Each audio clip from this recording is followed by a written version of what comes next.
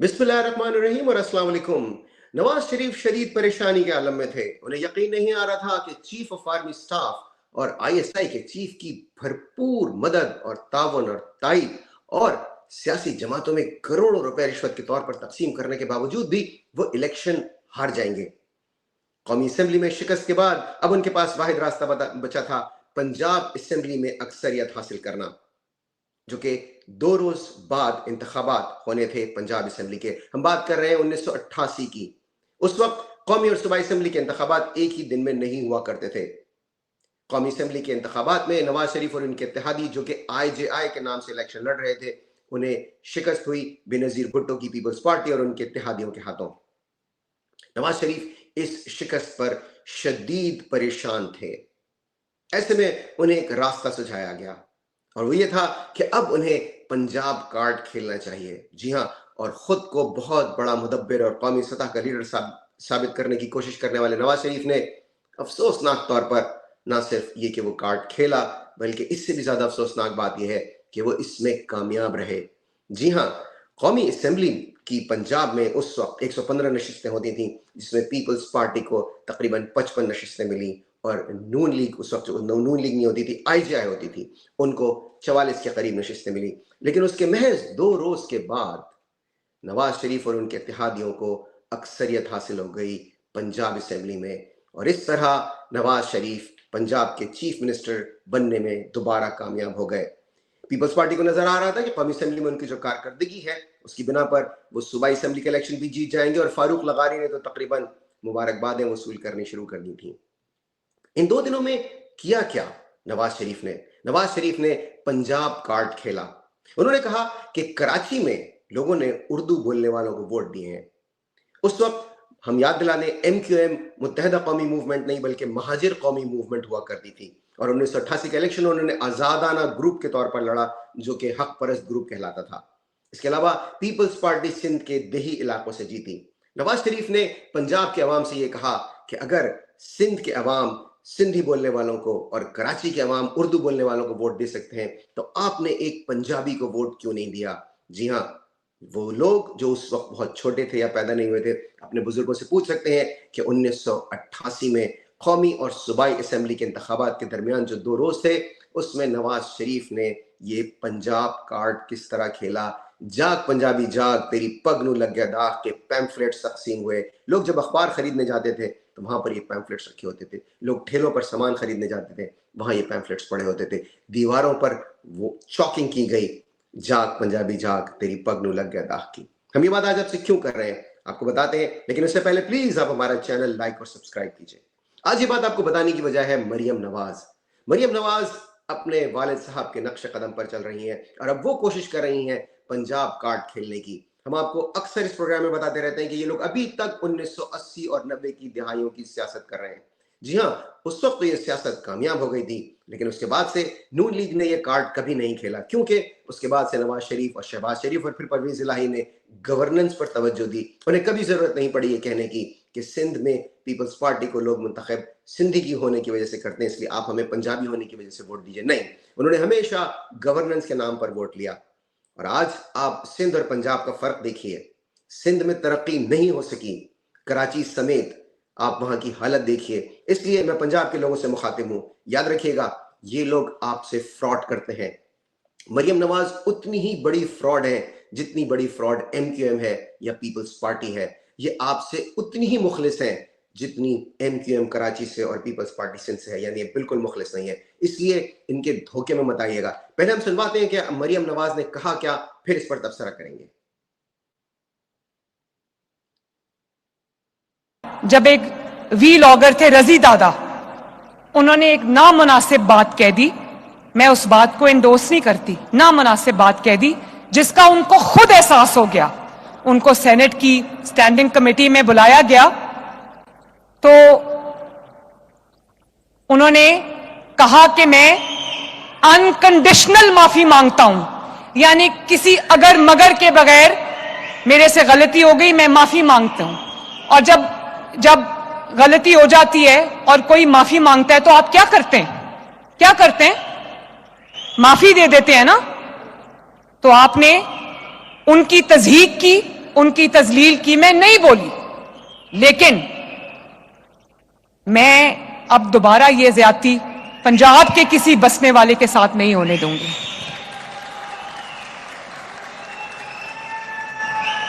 मैं अगर किसी के मुंह से कोई बात निकल जाती है, उसके मुंह से निकल गई, उसने माजरत कर ली, तो यहां पर बात खत्म हो जाती है। माफी मांगो तो अल्लाह ताला भी माफ कर देता है। इतने ये रवैया पंजाब के अंदर रहने वाले लोगों के साथ मुझे मरियम नवाज शरीफ को मंजूर नहीं है। वो कोई बेयारो मददगार लोग नहीं है, उनकी वजीर आला है जो उनका नाम लेती है और उनके हकूक की हिफाजत करती है। मरियम बीबी, आप पंजाब की वजीर नहीं है, आपको शिकस्त हो गई थी, पंजाब के अवाम ने आपको मुंतखब नहीं किया। पहली गलतफहमी तो आप ये दूर कर लीजिए, इसलिए अवाम से झूठ बोलना छोड़ दीजिए प्लीज। खुदारा, आप अभी तक 1990 और 80 की दिहाई में अटकी हुई है। आप पंजाब की वजीर आला नहीं है, पीरियड, एंड ऑफ स्टोरी। आपके पास वो ओहदा जरूर है, लेकिन आपको किसी और ने दिया है वो ओहदा। वो आपको किसी मुल्क की स्टैब्लिशमेंट ने दिया है। पाकिस्तान की स्टैब्लिशमेंट तो जाहिर नहीं दे सकती, वो कहते हैं कि उनका सियासत से कोई ताल्लुक नहीं है। हो सकता है आपको डेनमार्क की, ऑस्ट्रेलिया की स्टैब्लिशमेंट ने दी हो। आप पंजाब की वजीर आला नहीं है, सबसे पहली बात तो ये है। इसलिए ये झूठ, ये फ्रॉड बंद कीजिए। दूसरी चीज ये, इसमें पंजाब और सिंध की बात कहां से आ गई?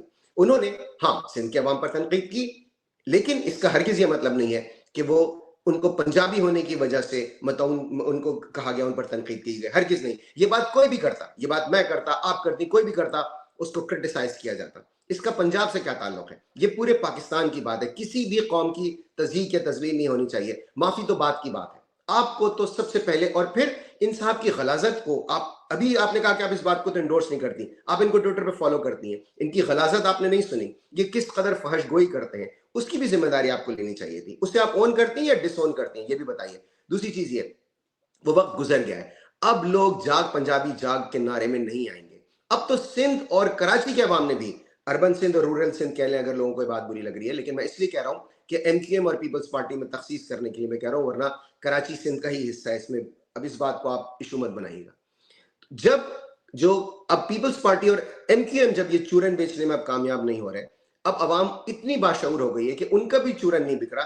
अब उस वक्त आप पंजाब के अवाम को ये चूरन बेचने के लिए निकली, नहीं खरीदेगी पंजाब की अवाम। पंजाब की अवाम ने कभी ये चूरन नहीं खरीदा। आप याद रखिएगा, आपके वालिद को पहली बार जाग पंजाबी जाग के नारे पे वोट मिल गया था, उसके बाद उन्होंने कभी ये नारा नहीं लगाया, और पंजाब के अवाम देंगे भी नहीं, क्योंकि ना वहां भुट्टो जिंदा है और ना वहां जीए महाजिर का नारा लग सकता है। पंजाब के अवाम स्मार्ट है, उनको इस बात का इल्म है कि अगर वोट देंगे तो गवर्नेंस पर देंगे, रूल ऑफ लॉ पर देंगे। आपका ये चूरन अब नहीं बिकेगा। आप डेस्परेट हैं। आप ये जो पंजाब का कभी आप कहती हैं कि पंजाब की तरफ उठने वाली उंगली तोड़ देंगी, आप तशद्दुद की बातें करती हैं। आप पंजाब की रिप्रेजेंटेटिव है ही नहीं, आपको पंजाब के अवाम ने मुंतखब किया ही नहीं है। आपको तो मुस्तरद कर दिया था, आपके वालिद को मुस्तरद कर दिया था, तो आप क्या चीज है? आप एक जाली वजीर आला है।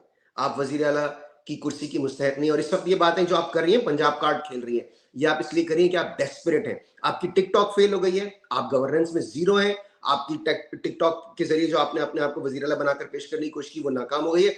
अब किसी ने आपको बताया कि देखें जी, जब आपके वालिद साहब डाउन थे, जब वो बिल्कुल नीचे जा रहे थे, जब उनको बेनजीर भुट्टो का वो सियासी तौर पर मुकाबला नहीं कर पा रहे थे, तो उन्होंने पंजाब कार्ड खेला था और एंड ही बाउंस्ड बैक, और वो एकदम से वापस आ गए थे। तो आप भी वही काम कर लें। सॉरी बीबी, इट्स टू लेट। अब ये नहीं हो सकता मरियम बीबी, अब ये नहीं हो सकता। अब ये अवाम वहां से बहुत आगे आ गई है। ये 1988 और 1990 की अवाम नहीं है, ये वो जनरेशन नहीं है जिस वक्त हम लोग बड़े हो रहे थे। आज की जनरेशन आपकी इन बातों में, इन चिकनी चुपड़ी बातों में, आपके इस चूरन को खरीदने के लिए आज की नेशन, आज की जो पाकिस्तानी अवाम है, वो तैयार नहीं है।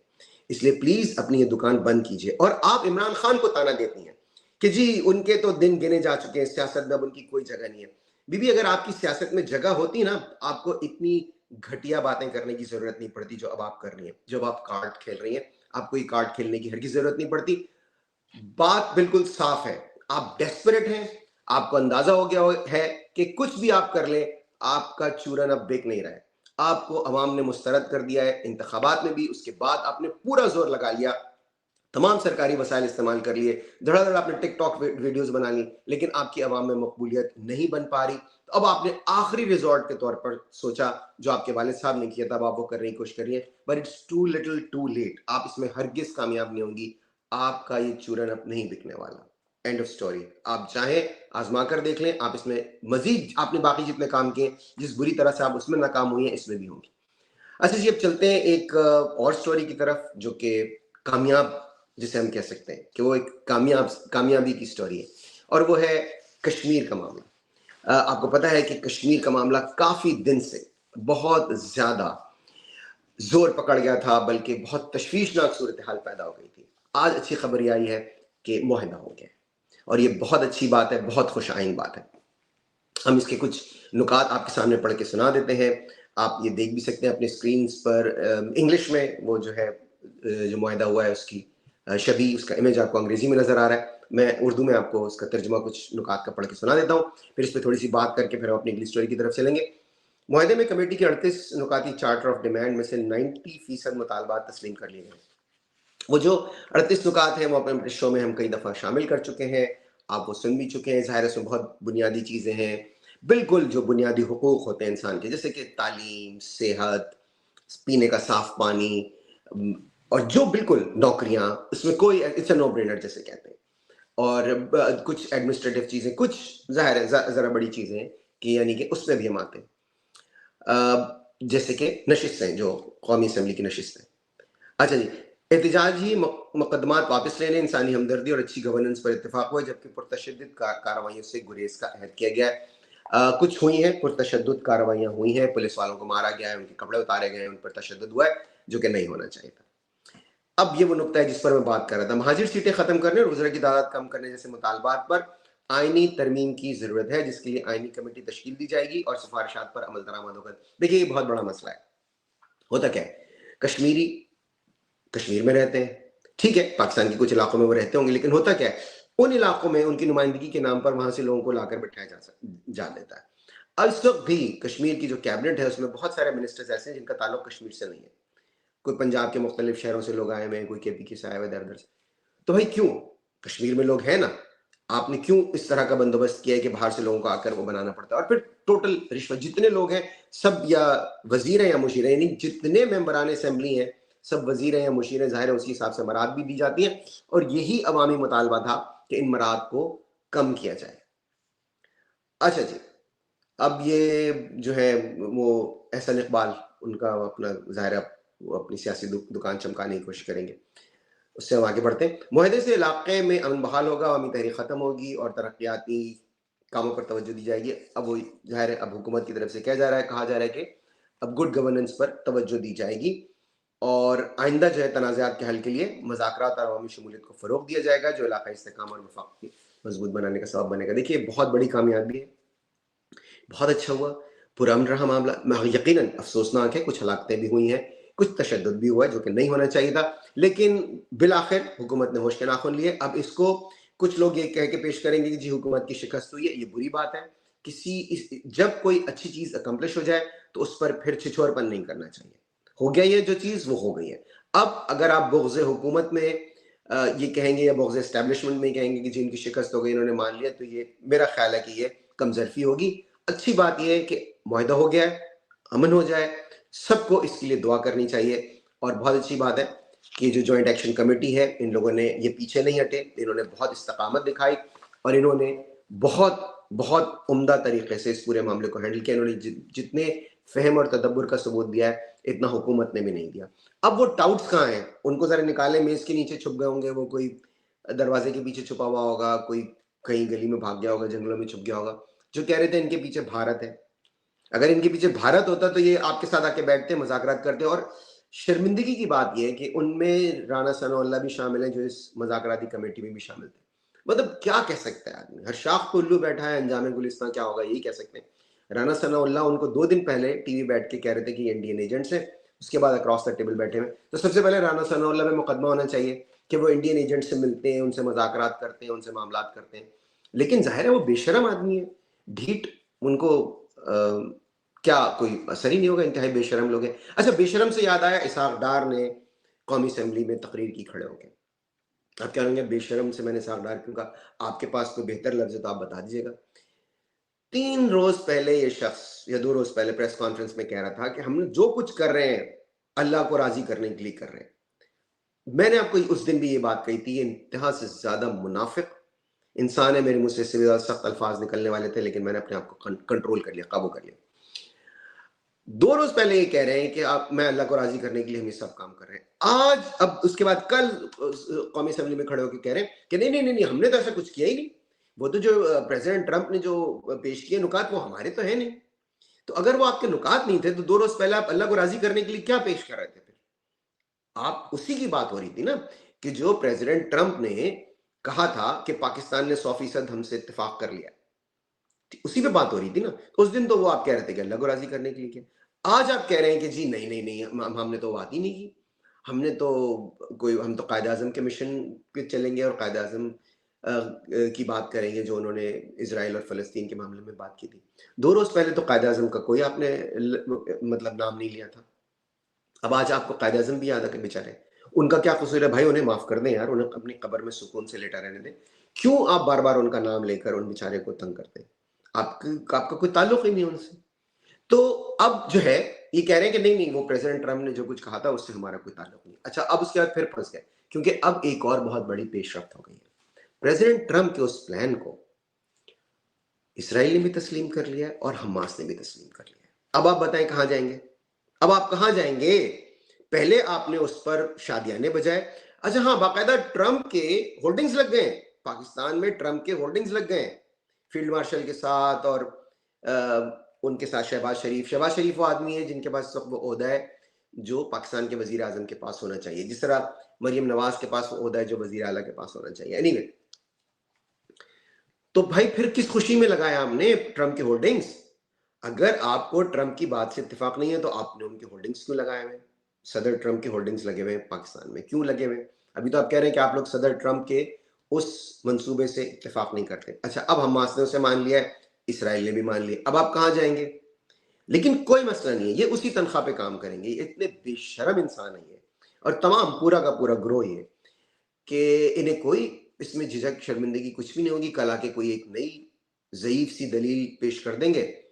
और लेकिन देखिए, इनका भी कसूर नहीं है, लोगों को अब इनसे कोई तवक्को ही नहीं है। वो कहते हैं यार भगते रहे, हमें क्या, दीवानों की सीना बात करे तो और करे दीवाना क्या। इस तरह के जो लोग होंगे उन्हें लोग यही समझ के बिल्कुल नजरअंदाज कर देते हैं। तभी तो देखिए ना, इनको कोई मुस्तकबिल नहीं है, ना इनको कोई वोट देता है, ना इनकी किसी बात पे कोई अब बुरा भी नहीं मानते। लोग कहते हैं यार बस अब इनसे कोई तवक्को ही नहीं है। इंसान बुरा तो उसकी बात का माने जिससे आपको कोई अच्छी तवक्को। तो अब प्रेसिडेंट ट्रंप ने उसके बाद फिर कहा है कि अब देखिए, बहुत अहम बात की है उन्होंने कहा, based on the statement just issued by Hamas, अभी हमास ने उसको मान लिया। I believe they are ready for a lasting peace. अब आप सोच सकते थे कि प्रेसिडेंट ट्रंप जो है वो हमास के मुतालिक इस तरह की बात कर रहे होंगे, यानी कि उनको पीस के लिए वो ये कह रहे हैं कि हमास जो है वो अमन के लिए तैयार है। ये वो सदर ट्रंप है जो कि हमास के मुतालिक क्या अल्फाज इस्तेमाल करते थे आपको पता है, दहशतगर्द तंजीम जाहिर है, हमास को डिक्लेयर किया हुआ है अमेरिका ने। तो अब उनके मुतालिक ही कह रहे हैं। इसका मतलब है तब चीज़ें बहुत तेज़ी से तब्दील हो रही हैं और पाकिस्तान बहुत पीछे रह जाएगा अगर आप इनकी डार साहब की गुफ्तगू सुने। उन्होंने फिर Israel must immediately stop the bombing of Gaza so that we can get the hostages out safely and quickly. Right now it's far too dangerous to do that. We are already in discussions on the details to be worked out. अब वो कह रहे हैं कि Israel फौरी तौर पर बमबारी रोक दे ताकि जो यरगमाली हैं, जो हॉस्टेजेस हैं जिन्हें 7 अक्टूबर को अगवा कर लिया गया था, उन्हें बाहिफाजत निकाला जाए, क्योंकि जाहिर है जिस वक्त बमबारी हो रही होगी उस वक्त तो हॉस्टेजेस को या यरगमालियों को निकाला नहीं जा सकता। This is not about Gaza alone. This is about long sought peace in the Middle East. उन्होंने कहा ये जो भी कुछ हो रहा है, जो उनका प्लान है 20 नुकाती, इसके मुतालिक जो बातें हो रही हैं, ये सिर्फ गाजा के लिए नहीं है, ये मिडल ईस्ट के लिए, पूरे मशरक़ वस्ता के लिए। और जाहिर है कि इसमें पाकिस्तान का किरदार भी है। बातें तो सब हुई हैं, वायदे भी हुए हैं, बातचीत भी हुई है। और यही जो मुनाफिक शख्स जिसकी भी मैं बात कर रहा था, इसहाक डार, एक तरफ तो कह रहे थे कि जी हम बहुत दिनों से लगे हुए थे, कतर की एम्बेसी में जाते थे, हमारी मुलाकातें होती थी, हमने इसमें बहुत काम किया है। वो कह रहे हैं कुछ भी नहीं, हमारा तो कोई ताल्लुक ही नहीं है, प्रेसिडेंट ट्रंप ने जो बातें की हैं वो तो हम उससे बिल्कुल मुत्तफिक है ही नहीं, ये वो प्लान ही नहीं है। तो भाई फिर आप किस प्लान पे बात कर रहे थे? अच्छा, एक और देखिए, इनकी बेशर्मी और ढिठाई का आलम ये देखिए। फिर वो प्लान सामने ले आइए। अगर प्रेसिडेंट ट्रम्प के प्लान से आप मुत्तफिक नहीं है तो आप अपना प्लान ले आइए। क्यों जरूरत पड़ी उनको वो कहने की? लेकिन अगेन एज ए सेड, इनसे कोई तवक्को रखना बिल्कुल फजूल है। ये इसी तरह की हरकतें करते रहेंगे और कोशिश करते रहेंगे कि अवाम को बेवकूफ़ बनाए, लेकिन ज़ाहिर है बना नहीं सकते। अवाम इनकी असलियत, इनकी हकीकत जान चुके हैं। आज के शो में बस इतना ही। अपना ख्याल रखिएगा, खुश रहिए, इस चैनल को सब्सक्राइब कीजिए, बाखबर रहिए। कल के प्रोग्राम में इंशाल्लाह ताला आपसे फिर मुलाकात होगी। अल्लाह हाफ़िज़।